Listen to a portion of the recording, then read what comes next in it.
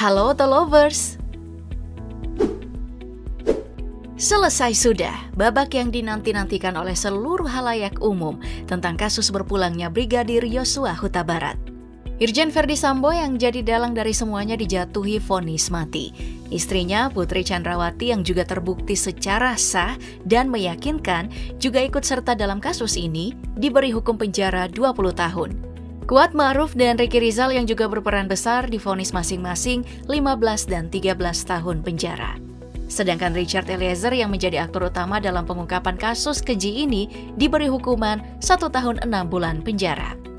Richard Eliezer Budiang Lumiu dengan pidana penjara selama 1 tahun dan 6 bulan. Gak sedikit nih pihak yang mengapresiasi kinerja ketiga hakim Pengadilan Negeri Jakarta Selatan ini. Masing-masing Hakim Ketua Wahyu Iman Santoso, Hakim Anggota Morgan Simanjuntak, dan Hakim Anggota Alimin Ribut Sujono. Mereka bertiga dinilai berhasil mengembalikan nama baik penegakan hukum di Indonesia setelah banyak pihak skeptis mengenai peradilan yang bisa diatur dengan sejumlah uang. Baik Wahyu, Morgan, dan Alimin ditengarai berhasil lepas dari godaan nafsu duniawi tentang harta. Seperti yang kita tahu, kuasa hukum keluarga Brigadir Yosua, Kamarudin Simanjuntak, pernah berpendapat bahwa ada pergerakan-pergerakan bawah tanah yang bisa saja mengganggu jalannya proses persidangan.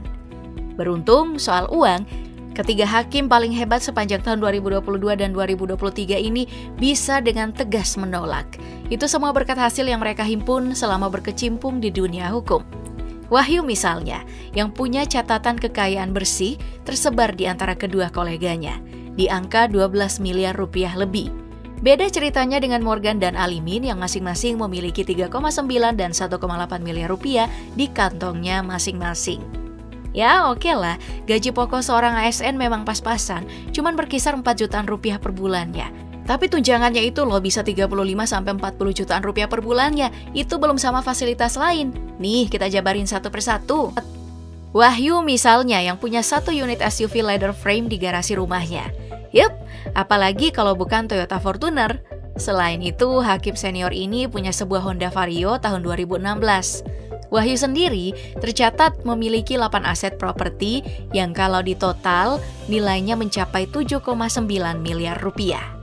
Yang paling mahal, jelas yang lokasinya paling elit. Iya, Wahyu punya aset properti berupa tanah dan bangunan senilai 253 meter persegi yang ditaksir bernilai 3 miliar rupiah. Sisa properti lainnya mayoritas tersebar di Semarang, Jawa Tengah. Selain itu, Wahyu juga punya harta bergerak lainnya senilai 1,9 miliar rupiah. Belum termasuk harta lainnya yang gak disebutkan jenisnya yang bernilai 2,3 miliar rupiah. Beda lagi nih dengan Morgan, di garasinya hanya ada 2 unit mobil kelas menengah yang umum dipakai oleh masyarakat Indonesia. Kedua mobil tersebut adalah Toyota Innova dan Toyota Rush yang sama-sama keluaran tahun 2016. Menurut LHKPN yang dilaporkan Morgan tahun 2021 lalu, kedua mobil tersebut masing-masing bernilai 200 dan 175 juta rupiah. Lain cerita soal aset properti, pria berkacamata ini total memiliki 9 aset yang totalnya bernilai 3 miliar rupiah lebih. Adapun kas dan setara kasnya yang bernilai 404 juta rupiah ikut melengkapi harta kekayaannya. Membuat catatan harta Morgan jika ditotal bernilai 3,96 miliar rupiah. Setali 3 uang dengan 2 rekannya, Alimin juga punya beberapa unit kendaraan di garasinya. Sebut aja sebuah Toyota Rush keluaran tahun 2018 yang ditaksir bernilai 208 juta rupiah. Sisanya ada 4 unit sepeda motor yang kalau ditotal, keempatnya ini bernilai 34 juta rupiah. Soal properti, Alimin cuma ada 1 bidang tanah dan bangunan yang berlokasi di Kabupaten Pati, Jawa Tengah, seluas 679 meter persegi. Nilainya lumayan, sekitar 1,4 miliar rupiah. Alimin juga punya harta bergerak lainnya sebesar 67 juta rupiah, serta kas dan setara kas senilai 56 juta rupiah.